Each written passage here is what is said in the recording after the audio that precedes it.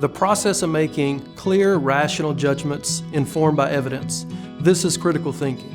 This is a skill that we believe can and should be developing in all individuals, because being a critical thinker is an attribute that individuals will use for the rest of their life. This is a trait that impacts teachers, students, parents, and leaders, all of us, no matter the role we have or the position in our career. A key component to critical thinking is to stay open-minded to opposing views when faced with critical decisions. Contrasting views when decisions have to be made impacts how we approach situations. The ability to see an issue from multiple angles is a key skill of a critical thinker. When faced with challenging questions, I remind myself that there are always two sides to every situation. Emotion may cause me to think a certain way, but at the same time, another individual could have an opposing view that they are just as convicted over. Our success at being a critical thinker lies in our ability to see a problem from a different angle, to then make a rational judgment. Questions that we can ask ourselves include, what are my reasons for thinking this way? What evidence supports my thinking? What emotions do I have that might persuade my reasoning? Do I have enough information to make a sound judgment? And am I being rational?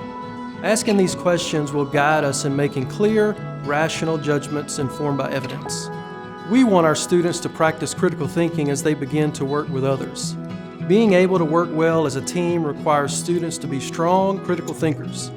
Being able to gather information from various members of a team, then to mentally sort the options presented before arriving at a solution. Far too often, students get stumped when the answer does not easily present itself. Imagine the student that is able to systematically break down a problem and recall evidence to support their thinking. The student that is able to understand reasonableness when weighing options within a problem. These are skills we want our students to exhibit that contribute to the whole student. The ability to persevere when the answer is not easily attained. The knack to know when to ask the right questions.